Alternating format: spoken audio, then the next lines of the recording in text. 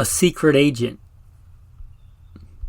up on the roof of some high-rise building opens up a briefcase and quickly assembles a full-size long gun from what would otherwise be much shorter components. Or a classic gentleman hunter in a tweed jacket opens up a fine leather case inlaid with green velvet to reveal a fine double gun for a sporting day of pheasant hunting. What do these two worlds have in common? The takedown or folding firearm. That's what we're going to talk about today. This pretty cool genre of guns. These folding guns, takedown guns. From tactical to classic. A pretty cool subset of guns. That's what we're going to talk about today if that interests you. On Gunfighter Life, the podcast where we talk about guns and gunfighting the right way with Judeo-Christian values and real-world first-hand experience. If this is not your first rodeo, I'd appreciate it if you left a review, hit some stars on whatever app if it'll let you. Scroll down, usually you'll see some stars. If you're listening on iTunes or Spotify. With that, I'm going to put in the bio and then we'll get into the main topic. So, who am I? Who is this person talking to you from across the internet? Why should you listen?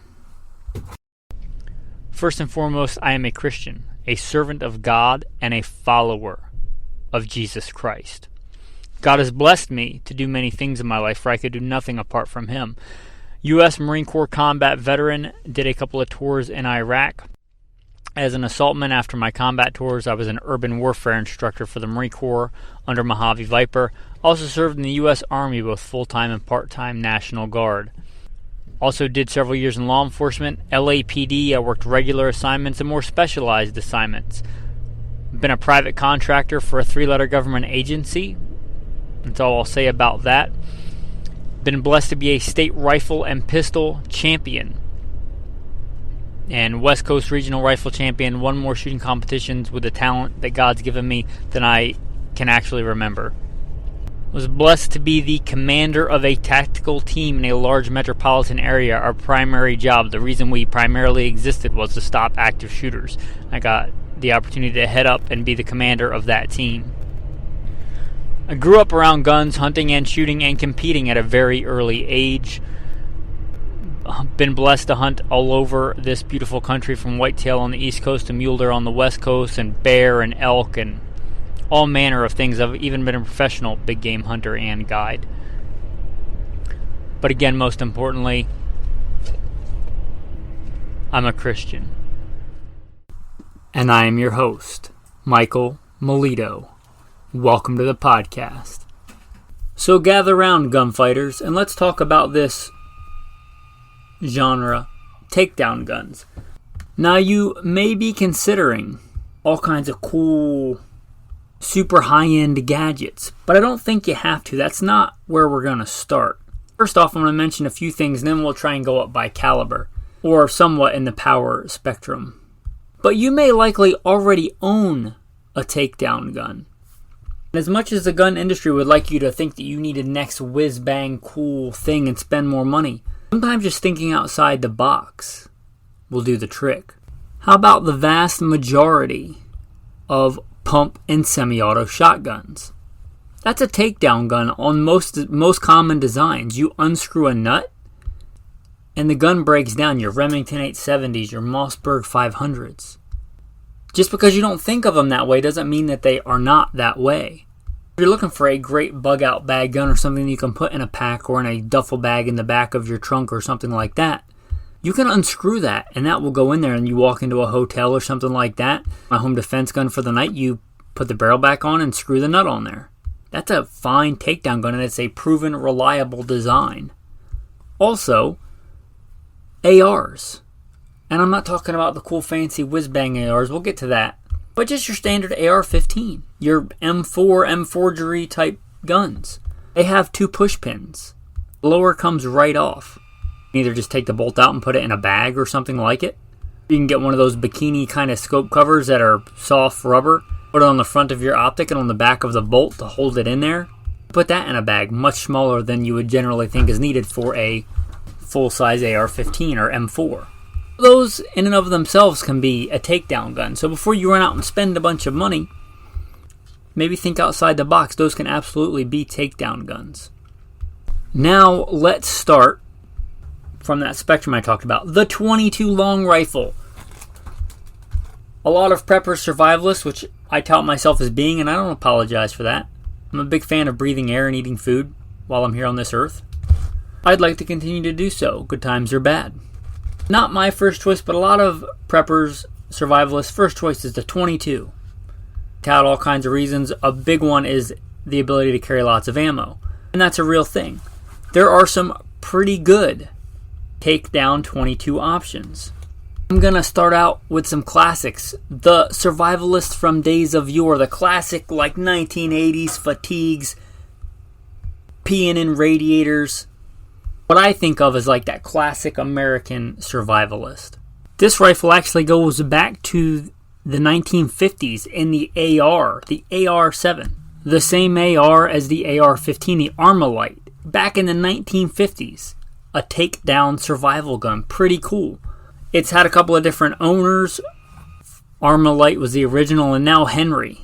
And I saw these when I just did a quick search. I was looking for history and I found a bunch of listings at a bunch of big box stores for the AR-7. In fact, I think I saw one not too long ago at Walmart. So there you go, a pretty cool designed takedown gun for the common man. If you're not familiar with the AR-7, kind of the big claim to fame is number one, it takes down, and two, it floats. And it fits in its own stock. Pretty cool. Semi-automatic 22 survival takedown gun. Probably could do a whole episode on that gun. Maybe one day we will, but it's really cool in its own right. Cool for the gun collector if you want a piece of affordable American gun culture and that kind of genre calls to you. You want like a good canoe survival gun that floats or something like that. That's pretty cool. I couldn't verify, but it's been around several decades, I believe, when the Marlin Papoose came out. You're likely familiar with Marlin 22s if you're at all familiar with the 22 American rifles.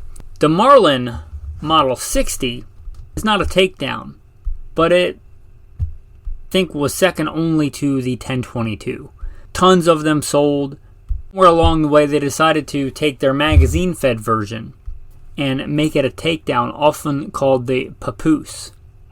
They made a blued steel version, a stainless steel version. It came in its own little case.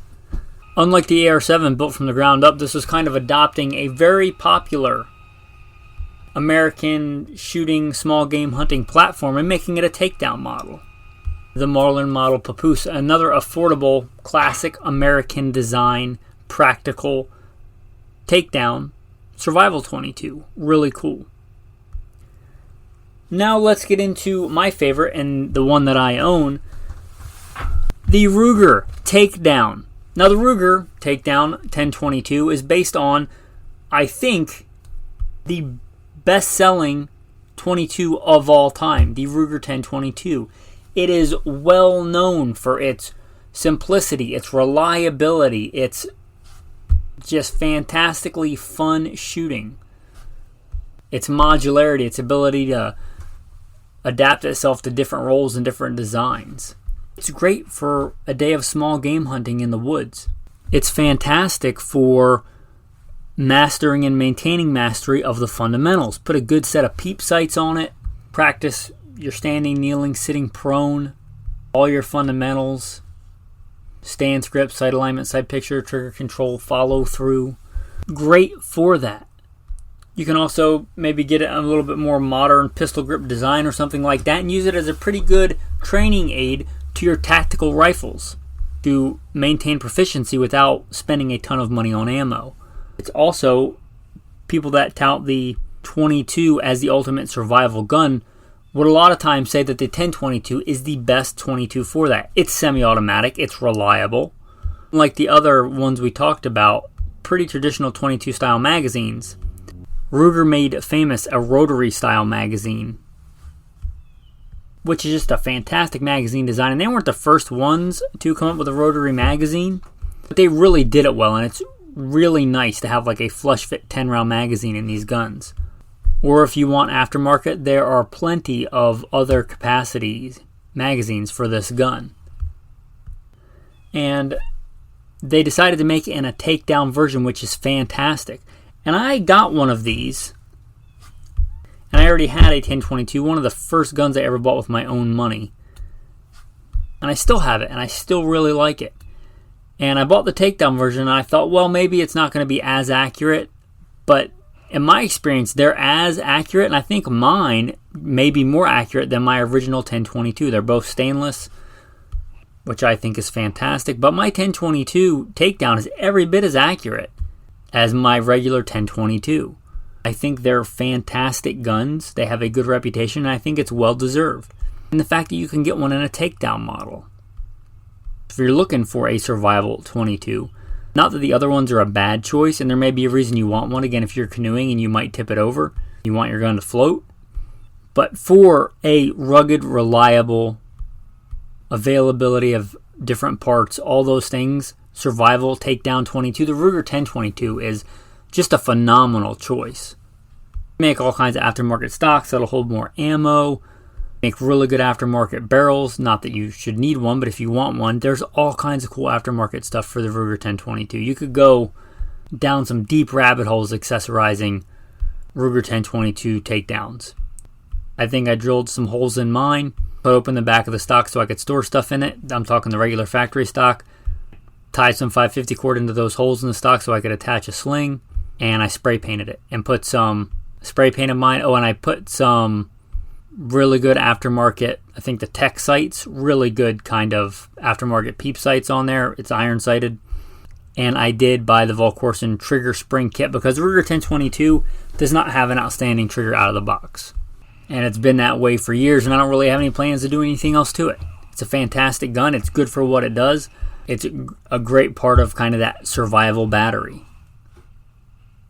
And again, it takes down. So if you are primarily not a gun person or not doing a mission with a gun, you're just literally bugging out on foot with a pack. You might be going through an area where a slung long gun may get some unwanted attention. You may want to go covert. I'd still recommend you have a defensive handgun, concealed on your person. You could have this just taken apart and put in your pack with quite a bit of ammo, 300, 400, 500 rounds, and it doesn't weigh that much. If you get somewhere in a more permissive environment out in the country where you can hunt and gather food or things like that, you have the option to put it together. And I don't think you really give up much in that regard as opposed to the just classic Ruger 1022. With the other platforms, you kind of give up some ergonomics. But really with the 1022 takedown, it's got a really good robust locking system. I don't think you give much up. So that Ruger 1022 takedown. Also, talking about Ruger, talking about semi-automatics, and talking about takedowns, moving up in the power spectrum, they also have the PC carbine. 9mm PC carbine. So if you like the things I just said, but you want to step up in firepower, you want to go to a center fire round, you could do the same thing. Very similar setup, very similar ergonomics with that Ruger 9mm carbine. The PC carbine comes in all kinds of cool configurations. They did make the little small charger version for a while, but now with the whole pistol grip, let me just be polite and say situation. I don't know if that's a viable option anymore because I would want to put a stock of some kind on it, but just a regular version. If you wanted, say, that classic simple logistics of having one round for your handgun and one round for your rifle, or just a really fun round to go out and shoot and have fun with, the Ruger PC carbine is pretty cool, and it takes down, and it doesn't cost an arm and a leg. So that also may be a really cool, viable option for a takedown gun for whatever reason. Maybe you just live in a people hive, what I call like an apartment complex or a suburb where all the houses look similar and they're pretty crammed together, and you just don't want people to know that you have a gun in your house because you don't want it to get broken into and get it stolen because you live in, well, that could be a concern anywhere. Or you just live in a climate and a culture where guns are not really smiled upon. You just want to mind your own business and people to not know you have a gun in the house. You have a semi-automatic 9mm carbine that folds up, put it in a gym bag, put it in your trunk. It can be your truck gun when you're driving around, walk into your house, put it down by your bed, Now you assemble it, now it's your home defense gun, your truck gun, your home defense gun. It's a pretty good option for that, and you don't have to spend an arm and a leg. It's pretty cool. The one thing I will say about it is they're not light. If you're looking for like a light, packable survival gun, I don't think this is your option. It weighs quite a bit for a 9mm carbine, so it loses points on that, but if that's not a concern, it's a pretty cool option. Oh, and I forgot one of the most classic ones. If you're more into like the classic walnut, blued steel Americana 22s, Marlin, for a long time, made a really beautiful and very functional classic takedown 22. Not the Papoose, not a semi-auto, a nice, beautiful lever action classic. And that's going to be the Marlin 39A. I think they're exquisite guns. Really cool. Who knows, maybe with Ruger buying them and them reintroducing some of their guns again, perhaps we'll get to see that come back on the market, but they're a really cool takedown gun. Now moving up a little bit in firepower, we talked about how AR-15s, you got the takedown pins, you can just disassemble them. You don't need all kinds of crazy folding stocks and all this stuff if you don't want. If you want to just make it smaller to fit into a smaller bag, just take the pins out and find something to put the bolt in or find a way to capture the bolt.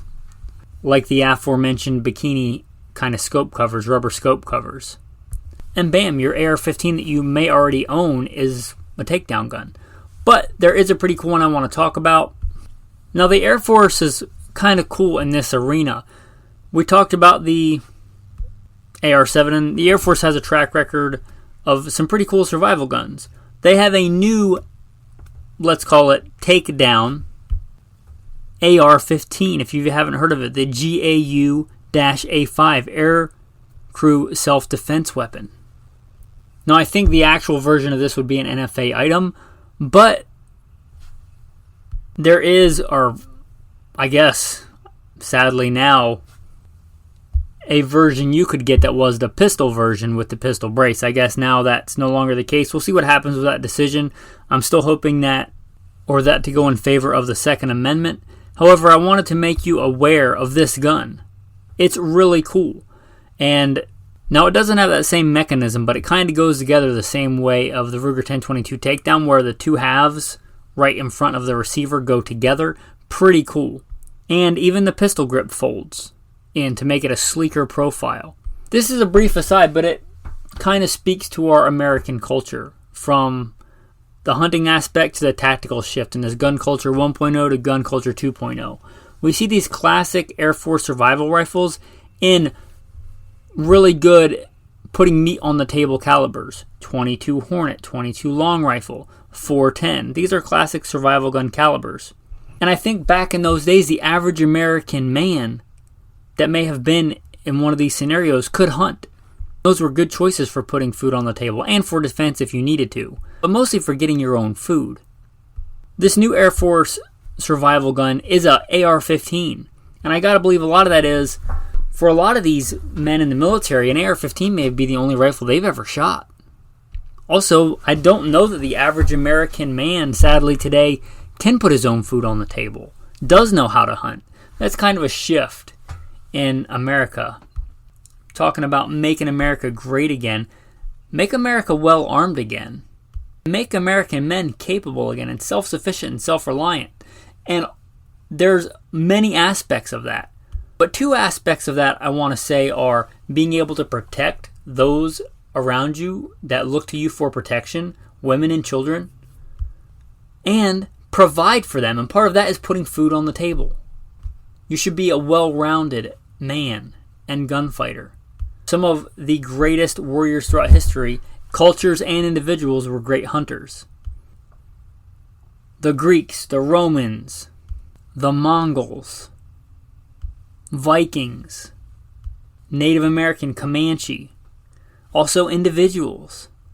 Audie Murphy, Carlos Hathcock, Quanta Parker, Theodore Roosevelt, and many, many others, I'm sure. They do both. They hunt and they protect. Probably is a better segment for the Alpha Male podcast, but I thought I'd throw it in here because that just those simple survival guns of the Air Force kind of demonstrate that shift, I think, in American manhood. I thought I would bring that out here. when there was such a clear demonstration of that before us.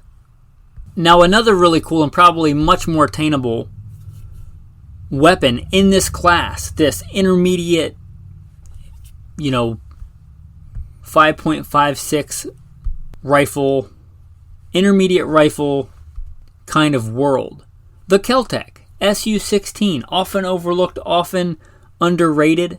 They've been around a long time. Keltec makes some really cool stuff. They also make some stuff of fairly, let's say, dubious reputation for reliability. But I don't think this is one of them. The Keltec SU-16. There's many different letter designations. I'm not going to go down that rabbit hole. Maybe one day I should do a whole episode on that genre, the SU-16 series. I mentioned them quite a bit. But these, I think all the models, if not many of the common models, fold. They're folding. You don't have to deal with that whole system of the buffer tube like you do on the AR-15, because it doesn't have that. Very good, very affordable, very lightweight, folding Keltec SU-16. Takes common AR magazines. They're lighter than the most common AR-15s, similar barrel length. They're very cool, handy guns.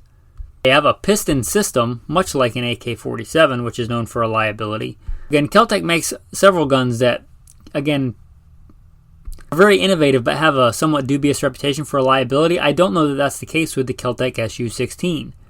Because it's affordable doesn't make it a bad gun. I think it's a good gun. It would be a fine backpack gun, a fine folding gun.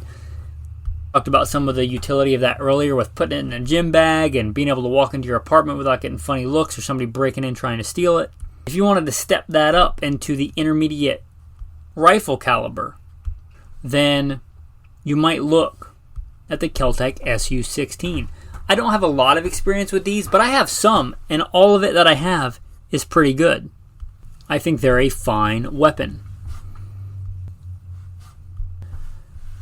Be a good truck gun, would be a good trunk gun. Again, throw it in an old duffel bag. Throw some gym shorts and gym socks on top of it.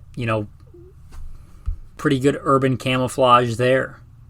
Great backpack gun. Again, they're lightweight. They're really cool. That Keltec SU-16. And when I mention Keltec,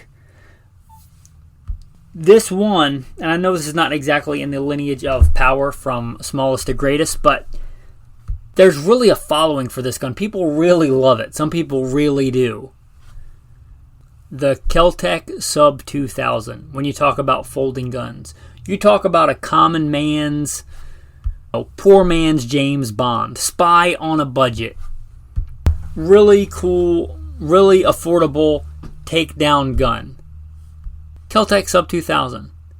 They make them that take all manner of magazines. Most likely you'd probably go for the Glock magazines because they're the most common aftermarket.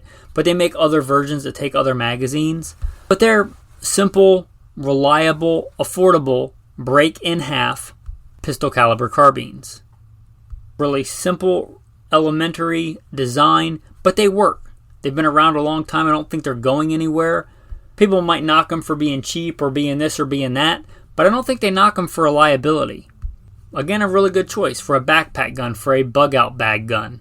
For that ammo commonality. Hey, I carry a Glock and I want to have a pistol, a little bit more shootable platform, maybe a little bit more firepower. Not so much in the power level, but capacity and shootability. You just want to have 9mm, right? You're not a gun nut. You're not going to have a bunker full of ammo. I applaud you if that's you, but that's not everybody. And you want to stick to a common caliber. You're like, when I bug out, I just want to take some 9mm and that's it. Or I just want to have 9mm for my common range trips. The Keltec Sub 2000. Pretty cool. It folds. It's quite a bit lighter. If you're talking about a practical, you're going to carry it on foot type gun, I think this wins over the Ruger PC carbine. I didn't say it was a better gun. I didn't say it was more accurate or more reliable. I'm saying just on the weight alone, it's quite a bit lighter than the Ruger PC carbine. To give you some idea, the Ruger PC carbine, when I looked it up, it weighs 7 pounds. And that's the weight without an optic, 7 pounds. I have two full-power bolt-action hunting rifles, 308 and 6.5 Creedmoor, that don't weigh that much without an optic. To give you some idea. and you're talking about a 9mm carbine. The Kel-Tec Sub 2K, on the other hand, I looked it up, said it weighed 4 pounds. Now, verify these numbers for yourself by the testimony of 2 or 3 witnesses. A matter is established, but 4 pounds versus 7 pounds. If you're doing a power-to-weight ratio analysis, say you have to carry food and you have to carry water and an extra pair of boots and socks, because those things are important, right? It's not all about guns. Having allotted 10 pounds for your primary weapon system, you can carry a lot more ammo if that 10 pounds is allotted with that Sub 2K on your back than you can if you're carrying the PC carbine. Again, 7 pounds versus 4 pounds. They both fold. They both get smaller. One takes completely apart, one folds. I don't know what the practical difference there would be for you. Again, if the weight's not an issue, you're just going to carry it into your house and it's going to be your home defense gun. You want it in a duffel bag in your trunk. But if you plan on carrying it, or you may have to carry it on foot, that Sub 2K is way lighter. Some people really love those guns. So, gotta mention them. Alright, now, let's talk about my go-to genre of survival gun and one of my favorite hunting implements for putting meat on the table, the shotgun. We mentioned it in the beginning, but most of your common shotguns, you got a Remington 870, you take the nut off, take the barrel off, that gun just got way, way shorter. You could put it in a container that does not scream, there's a long gun in here. Talk about rugged, reliable operating system. Both the Remington 870 and the Mossberg 500 and many others. Winchester Model 1300, a ton of the clones of these guns, and the semi-autos, very similar. Remington 1100, your Mossberg semi-autos. Most of the popular ones that I'm aware of, you have a simple nut on the end of the magazine tube. You unscrew it and the gun comes apart. Fantastic utilitarian takedown guns. And you might think, well, they don't really count because they take time to put together. I'd say they do count. If your gun's folded up and in your bag, probably not putting that together when you're getting shot at anyway. That's not the idea. The idea is to get it through an environment without somebody knowing that you have a long gun, or just ease of storage. And then when you can, you put it together. And I have gone hunting and gone out in the wilderness with my Ruger 10/22 takedown. It's my second choice to my shotgun, but I'm just going to use it to illustrate a point. It usually stays broken down in a little small bag. When I take it out to gather food in the wilderness or to hunt in the wilderness, I put it together. I'm not walking around with a thing on my back and then I see an animal and I'm like, hold on, let me unzip my bag and click together my Ruger 10/22 and run the action and chamber around. Like, people that think like that, I don't know how much time you've actually spent hunting. If I'm out trying to gather food, or if it was my defensive tool, it would already be together. If I went into a non-permissive environment, or if it's just for storage, I didn't want somebody to see it so they might want to steal it, I might put it in a bag. If I need a gun right now for defense, that's kind of what handguns are for. Have them on your body concealed at the ready. Anyway, just some thoughts on that. Getting back to where we were, the shotgun taking down. So you can absolutely take it down and store it, put it in a bag, in a pack, and then when you get to where you want a go-to gun for defense, then you have it assembled. I think they're totally viable as takedown guns. Also harkening back to what we mentioned in the beginning, that classic leather-cased double gun. Like a fine shotgun, either an over and under or a side-by-side. The vast majority of those that I'm aware of, they're super easy to take down. They have basically a lever under the fore end. You pull it down, and then you fold the gun and it comes in half. Even my grandfather's that I'm blessed to have, old A.H. Fox, I think well over 100 years old, is a takedown gun. I take the fore end off and I fold it and it cuts in half. And a lot of guns are like that. So a lot of those double guns, classic side-by-sides or over and under shotguns, are also takedown guns. Very well-known, well-proven designs. Also, if you want a little bit more of a budget option, the single shots. There's a brand that Walmart carries. If your Walmart carries firearms, if your Walmart doesn't carry firearms, I would considering that as an indicator on if you live in the right place or not, how good your gun culture is, whether your local Walmart carries firearms or not. But anyway, getting aside from that, a brand that Walmart carries, and there's probably other similar brands, but it's the Hatfield. Before that, there was American-made brands that were similar. H&R, NEF, single-shot shotguns that can be had for not a lot of money. I actually have one I bought for short money. And that's pretty much my wife's trunk gun. it folds. It folds right in half. Now, it doesn't go perfectly in half. If I wanted to trim the trigger guard or mess with the forend, I could get it to fold very, very flat. It folds pretty small, and I throw it in my wife's trunk. I throw, I think, a box of assorted ammo back there with it. I put a cuff on the stock to carry some more ammo at the ready. Now I have a cheap, affordable option in my wife's trunk, or more importantly, she has it. Something should happen and we're apart. She can take anything from a mourning dove to defend herself very effectively with double-aught buck to defending yourself from a grizzly bear. You find yourself in grizzly bear country sometimes. For you're talking sub $200 for the whole setup, even in today's inflation money at the time of this recording, there's a lot of utility there. And the fact that it folds up is really nice. It means it can go in her trunk and doesn't take up a lot of room. She's not going to really complain about it. If it gets a little bit of rust or something on it, it's a $100 and something shotgun. Also, I do believe it has a chrome-lined barrel, which is really impressive for a gun of that price point. Get it in 12 gauge, get it in 20 gauge, get it in 410 if you want something light. But if you are looking for an affordable, utilitarian folding gun, those single-shot shotguns, fantastic. Now moving up in the power spectrum. What's more powerful than a 12 gauge takedown gun? How about the Deuce? That's a man-portable system, baby. Barrel screws right on there as long as you know how to do your proper head spacing. I think the newer models, you don't even have to do that. Barrel screws right off. You got your receiver, you got your barrel, you got your tripod. That's a man-portable system. Great trunk gun. Battle proven. The Deuce. Takedown gun. That one's kind of just for fun, but it is a takedown gun. It shows you that even the military sees the usefulness of takedown designs. That gun takes down into a couple of different pieces to be man-portable. Even the old Browning M2 takes down. With that, I hope you had fun. Hope you enjoyed this episode. Hopefully it got you looking at guns, maybe outside the box. Maybe you had a takedown gun and you didn't even know it. Or maybe it got you thinking about takedown guns for their practicality and utilitarianism other than just their cool factor. Anyway, if you liked this podcast and enjoyed the content, maybe you'll consider supporting the show. You can become a patron. There should be a Patreon link in the show notes. And a sincere thank you to all the patrons that step up to support the podcast. I am truly humbled that you give me some of your time and resources. And it's a great blessing. And I just want to say thank you for everybody that is currently supporting the podcast. In fact, that Ruger PC carbine, I left off the list. I submitted this to the Patreon chat today. Hey, did I forget anything or something to that effect? And one of the guys chimed in and said, hey, what about the PC carbine? Fantastic. Totally forgot about that gun. It's a great choice. Tactical tip of the day, we talked about takedown guns. What about takedown optics? Not like the old spyglass in the movie Robin Hood, if you remember that old classic movie where he puts that thing together.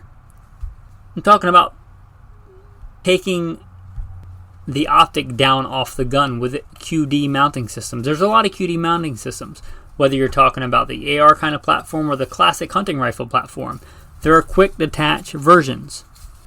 Some most certainly will return to zero better than others, but here's a cool utility of that. If you're hard on stuff or you plan on using this for a hard times tool, optics break. Optics lose zero, optics break, optics get beat around and can get water inside them, all manner of things. If you have these QD type attachments, you could have a spare optic that doesn't weigh a lot in your pack. One of these was your bug out option with an optic you may consider, or even if your go-to gun or hard hunting tool is not a takedown gun, you could glean from this episode of getting a spare optic with a quickly removable system. So, hey, I slipped down this shale bank and landed on my scope and now it's broken. But hey, it's on QD rings and bases. I have another optic all set up in my pack that didn't break that I can just throw on this rifle. Now you should probably confirm zero and things like that. But if you're on a really long trip out west or Alaska or the backwoods of Idaho where you can't just go to the store, there is no store, that might just save your entire hunting trip, your whole venture.